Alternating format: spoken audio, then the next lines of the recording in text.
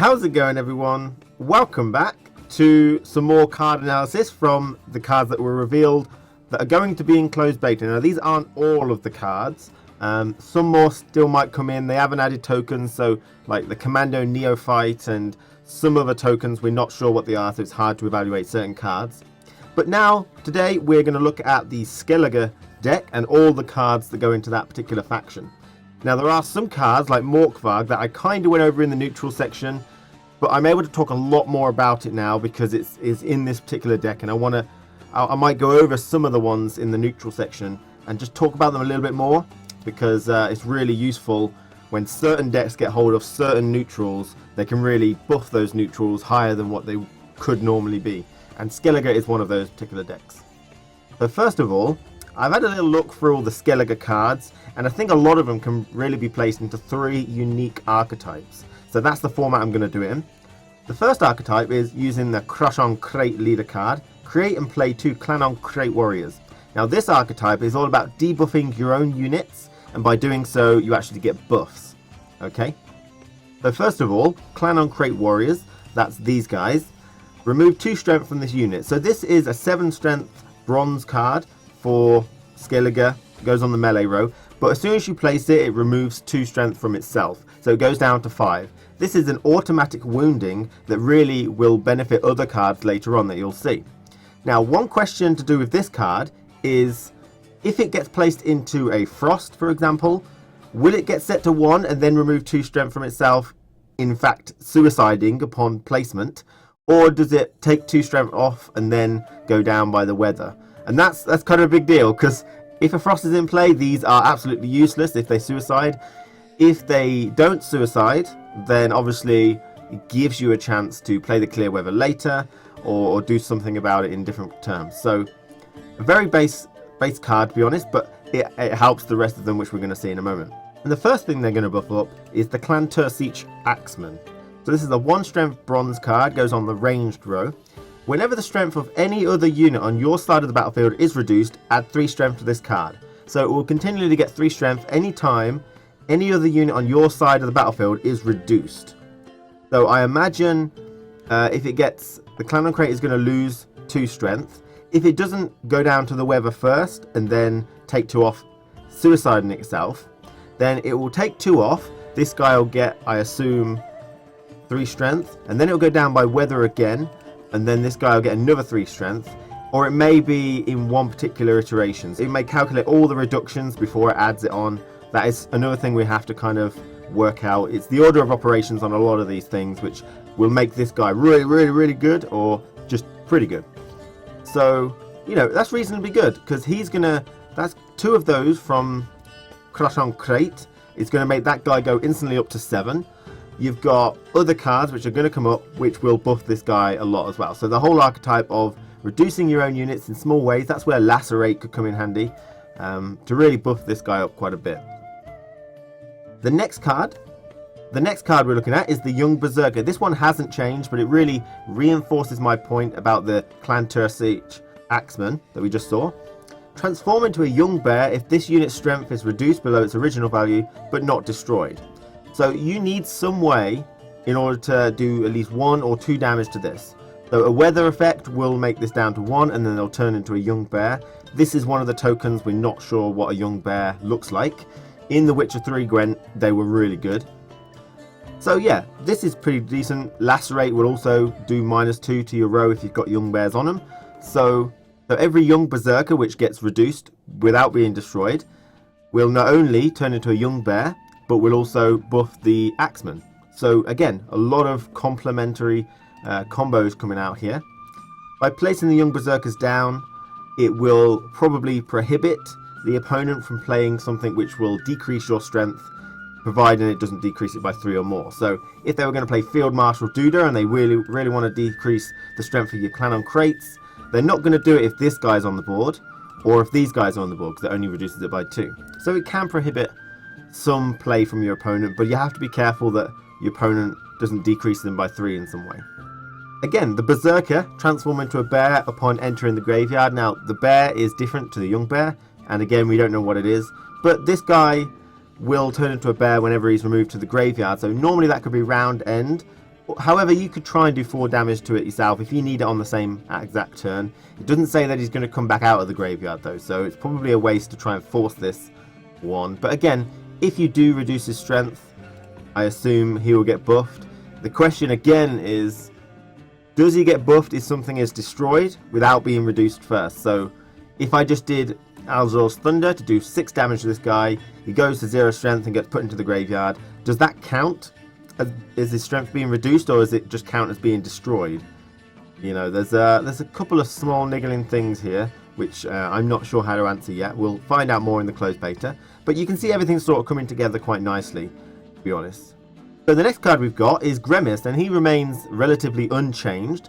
But I put him in to really reinforce the whole synergy of this archetype which is coming through, the self-debuffing archetype for Skellige. And he's a really important card, I think. 5 strength silver card for the Siege row. His ability: choose 3 non-gold units on your own side of the battlefield, remove 2 strength from them, and add 3 strength to this unit for each one. So this is worth 5 strength, and you're going to gain, it's going to go up to 14, but it's not 14 strength worth of addition when you play him, because you are decreasing some other card's strength. So this card is pretty much worth 8 new strength, but he will be up to 14. Hope that makes sense, you know, because you're decreasing by 2 but you're gaining 3, so you're really only gaining 1 strength for each one that you decrease.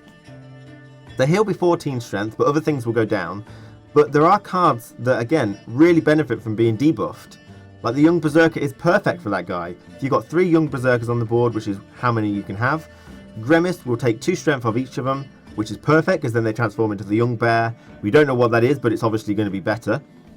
And then he gets, you know, 9 strength from those guys. So he'll be up to 14. So he's a really, really good card if you're taking Young Berserkers and stuff like that. And other cards also get buffed in certain ways when cards get decreased. And we're going to come on to some of those soon. There are more ways to, again, debuff cards that you bring in as well as the opponent. And Savage Bear is one of them. 5 strength, bronze card for the melee row. So you can have 3 of these. So you can basically triple up this guy's effect. While this unit is on the battlefield, remove 1 strength from all non-gold units that appear. So that's for both you and your opponent. Obviously, your opponent, most likely, that's a bad thing, unless they're running the same self-debuffing deck as you. But for you, that's a pretty good thing. Every non-gold unit you play will get debuffed. Now, so there are reasons, don't forget, that you do actually want to debuff your own cards, and the Axeman is one of them. Every card you bring in, when a Savage Bear is on the board, is going to make the Axeman go up by 3 strength. Okay? So, you know, that is really good. And you're debuffing the opponent while also debuffing you, but also hopefully buffing yourself as well. So there is a place for these Savage Bears, and you're gaining some strength on this guy as well. So if you've got 3 of these on the board, everything's going to get decreased by 3 strength. And that includes your own units. Then it becomes a bit more of a problem. There's no reason to decrease your own units by 3. You really only want to decrease your own units by 1. And that's enough to activate the Young Berserkers. It's enough to get the buff for the Axeman. So be wary about sticking 3 of these Savage Bears down, unless you're going to start sticking golden units down instead. You want the 3 strength to reduce from your opponent, but not necessarily from you. So the next card we've got is Holger Blackhand. This is a 6 strength silver unit for Skellige, goes on the ranged row. His ability is to choose 3 non-gold units on the battlefield, that could be yours or your opponent's, and remove 1 strength from them. And this card is also immune to fog. So being immune to fog is really nice, you know, that's decent. Now, this can be used in 2 of the archetypes, so I may bring this guy back for a different one. But removing 1 strength is very much the same as the Savage Bear that we saw. It will activate the Young Berserkers on your side. It will activate the Axeman if you manage to decrease some of your own stuff. So he can be played very defensively to get your own strength up if you choose. However, you could also play him offensively. You can decrease the strength of an opponent. Now, for the most part, that's not really a massive deal. 1 strength from a lot of things is not going to hurt the opponent unless you have weathered them. If you've weathered them down, then you can pick and choose which 3 cards you want to destroy, basically. And that's a huge deal. So this really fits into this self-buffing archetype. But you can play it offensively if you want as well. And we'll come back to this guy in the separate archetype later. So the next card we've got is the Clan Morkvarg Archer. 4 strength bronze card and goes on the siege row. Choose 3 non-gold units on the battlefield and remove 1 strength from each. and it's immune to rain. So again, this is pretty much just a little bit worse of a version of this guy. That one's silver and this one's bronze, and so far the only difference I can tell is that one's got 2 extra strength. Choose 3 non-gold units on the battlefield and remove 1 strength from them. Choose 3 non-gold units on the battlefield and remove 1 strength from each. Yeah. So they're exactly the same. This one you can have more of. It might mean that guy is just worse. There's no real reason to take this guy. He's only 6 strength compared to that one. So I've retroactively, that one's gotten worse now because this guy is, you know, pretty decent. He'll do the same job. You can play him very defensively to activate things like young berserkers if you don't have Gremist, which activate the axeman. You know, everything sort of combines around. So, and this guy is immune to rain. So if you decide to do a torrential rain to hinder your opponent, you can put this guy down and you know, start destroying them because they're all down to 1 strength. So this guy is really good, a lot better than him because he's only really got 2 strength more. They might buff him, I think, in the future, or they might nerf him a little bit. So the next card we're looking at is the Clan Morkvarg Hunter, 4 strength bronze card and goes on the ranged row. Choose a non-gold unit on the battlefield and remove 3 strength from it. Now this one just seems like a more offensive version of the archer. Okay, this one is immune to rain, however, and this one is not immune to fog in any way. So that might be an omission. It looks like he's in kind of fog in the artwork, so that might be an omission. But yeah, you're going to play this more offensively.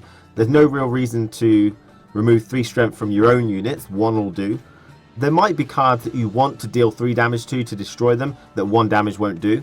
So things that are reduced by weather but then have been buffed a little bit would see more strength from this guy. This guy actually does the same amount of strength than the Clan Morkvarg Archer. I don't know if the Archer can target the same unit several times. Probably not, otherwise there's no reason to take it over this. Take this guy over that because he has more flexibility in that case. But that one probably requires more cards on the board before you can use it, which is fine. I mean, it's not hard to get 3 units on the board. So yeah, a more offensive version of the Archer, really. So the final card in this archetype is Geralt. That's not right. That can't be right. It's probably going to be Skal or Jarl. 4 strength silver card and goes on the melee row. So its ability is remove 3 strength from this unit as soon as it's played, and the strongest non-gold on the opponent's side of the battlefield. When destroyed, create and play Craven Revived. So we don't know what Craven Revived actually looks like, so we can't anticipate that particular card. In terms of strength, you know, it should be somewhere along the 7s, 9s, possibly, somewhere like that. Because this one is 4, but it's relatively just 1, because it's going to remove 3 strength from itself immediately. But again, this will activate the Axeman, you know, buff him. It will, you know, it will work in the whole debuffing sense, because he debuffs himself straight away. You just need to do 1 extra damage to get him off the board. So a perfect target for those archers that we saw a moment ago. And then we get whatever Craven Revived. Now, although not necessarily in this particular archetype, Morkvarg has seen a considerable nerf. You know, instead of 9 strength, he's only 5 now. He's a silver card and goes on the melee row still. His ability, when removed, return this unit to the battlefield and remove 2 strength from it. Now, something very particular about this description here, may just be Gwent DB, is that it doesn't say from its original strength anymore. It used to say original strength, because the way it worked in the Kill the Server stress test is when it came back out of the graveyard and lost the 2 strength, his strength was still white. Okay, because it would go down, but it was still white because it was original strength, and that's a big deal. Okay, it means that anytime you get debuffed via wounding and get put into the graveyard the next round or whatever, they'll lose the wounding. And the same thing with buffed via, you know, Orca healers and stuff. When it goes green, if it goes into the graveyard or back into your hand, it will lose that particular buff. It's not a permanent thing. Whereas original health is a permanent thing. So I think it's just an omission here and it still works on original health. But effectively, he gets to go into the graveyard and come back out 2 times. So he can be on the board 3 times in a row.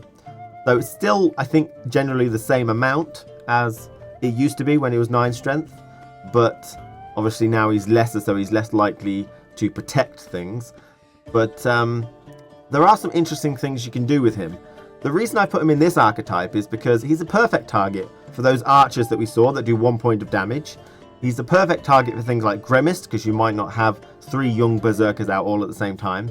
And the reason he's a perfect target is because obviously you debuff him a little bit and the Axeman will get buffed. Now the reason it's so important is because yeah, he's getting debuffed, you know, and that's bad. But as soon as he goes to the graveyard, debuffs and buffs are removed there. Okay, and then he'll come back out, and I assume his original strength will go down by 2. So he'll go to 3 strength. So now, no matter how much he got debuffed, even if he got destroyed, he'll go into the graveyard, come back out, and he'll set at 3 strength again. So he's like a free wounding target, which is really, really cool. I hope that it is still original strength, and I'm basing the whole amazingness on original strength. If it's not original strength, then I can see him being absolutely crap, to be honest. You'd wound him, he'd go into the graveyard, come back out, lose 2, and die. And, you know, pretty much any wounding would suddenly mean that he only comes out, like, never or once. So, if it's original strength like it was in Kill the Server stress test, it's really cool. He's like a piñata. You can just jab him, wound him, buff the Axeman, he comes back, and now he's back at 3 again. And then you wound him again, oh, he's got destroyed, doesn't matter, he comes back out at 1. So it's really, really nice. I like this card. I still like it, even though he's got a bit of a nerf. I think a lot of people don't like him anymore, but I do. And I really wanted to push one extra thing to do with Morkvarg and the whole south debuffing thing as well. The Clan Torok Shieldsmith. Okay, 3 strength bronze card for the Sigrdrifa. Now this can go in any deck because it's going to be useful in any particular deck. Choose a non-gold unit on your side of the battlefield and add 4 strength to its original strength. This is a big deal. It says original strength. And that's the way Morkvarg worked in the Kill the Server stress test. It would reduce original strength.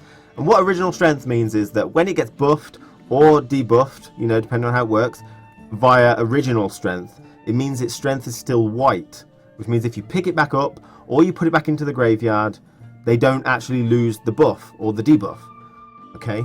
So potentially you could add 4 strength to Morkvarg so it goes up to 9, which means he gets put into the graveyard, comes back out a lot more times. It means it pretty much doubles the amount of times he can go in there and come back out. Okay? Because it's 9, when he goes in, comes back out, it'll be 7, so that's 1 time.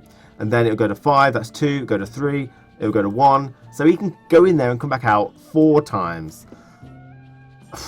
I mean, I think it's going to be hard pushed now. Scorch is only one particular silver card that he's going to get put into there so many times. But the fact is, original strength is such a huge deal because you can decoy things as well. So he works really well with Morkvarg. So I just wanted to mention, although the Shieldsmith is like really good at buffing Morkvarg and making him come in and out of the graveyard more times, this is where neutral cards start to also be a lot better than how they originally look when you start implementing them into certain decks. We saw this card here. I talked about it in the neutral section. 6 strength silver card and goes on the melee row, is neutral. At the start of the round, play this unit from the graveyard and remove 2 strength from it.